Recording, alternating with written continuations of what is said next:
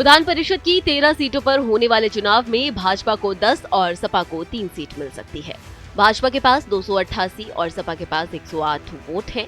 एक सीट के लिए चुनाव में 29 वोट की आवश्यकता होगी। ऐसे में भाजपा 10 सीटें जीत सकती है, जबकि सपा को 3 सीट आसानी से मिल सकती है। यूपी में विधान परिषद की 13 सीटों पर चुनाव का कार्यक्रम जारी हो गया है। ये सीटें 5 मई को खाली हो रही हैं, जिसके लिए 4 मार्च से नामांकन प्रक्रिया शुरू होगी और जरूरी हुआ तो 21 मार्च को मतदान होगा।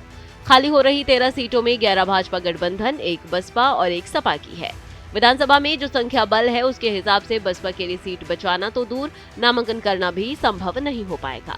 ऐसे में उसके शून्य पर पहुंचने के आसार बढ़ गए हैं। वहीं सपा को नेता प्रतिपक्ष का पद वापस मिल सकता है। परिषद को खाली हुई 13 सीटों के लिए प्रतिनिधि विधायक चुनेंगे। यूपी विधानसभा की मौजूदा सदस्य संख्या 399 है। इस हिसाब से एक सीट के लिए न्यूनतम 29 विधायकों की जरूरत होगी।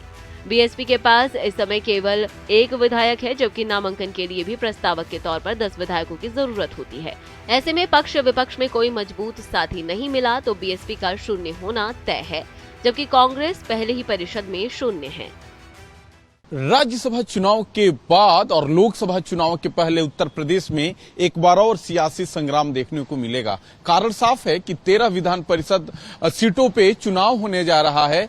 आंकड़ों के हिसाब से अगर हम बात करें, विधायकों की संख्या के लिहाज से बात करें, तो ये माना जा रहा है कि 10 एमएलसी आसानी से भारतीय जनता पार्टी बना लेगी। वहीं 3 एमएलसी समाजवादी पार्टी के खाते में जाएगी।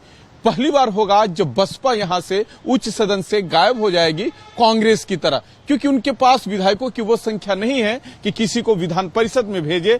भीमराव अंबेडकर एकमात्र एमएलसी थे बसपा कोटे से, जिनका कार्यकाल भी खत्म हो जाएगा। माना जा रहा है कि अगर 13 के बदले 14वां कैंडिडेट आ जाता है तो उस समय चुनाव की नौबत आएगी और वही होगा जो राज्यसभा के चुनाव में हो रहा है। जी तोड़ की राजनीति चालू हो जाएगी।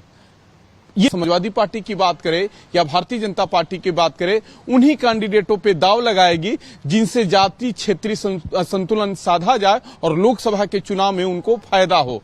माना जा रहा है कि जो भारतीय जनता पार्टी के कोटे से अधिकतर एमएलसीओ का टिकट काटा जाएगा और जिनको रखा जाएगा, माना जा रहा है कि कुछ नए चेहरों पर भी दाव लगाया जाएगा और ये भी चर्चा है कि कुछ पुराने लोगों को दोबारा मौका दिया जाएगा जिनका संगठन में फीडबैक अच्छा है।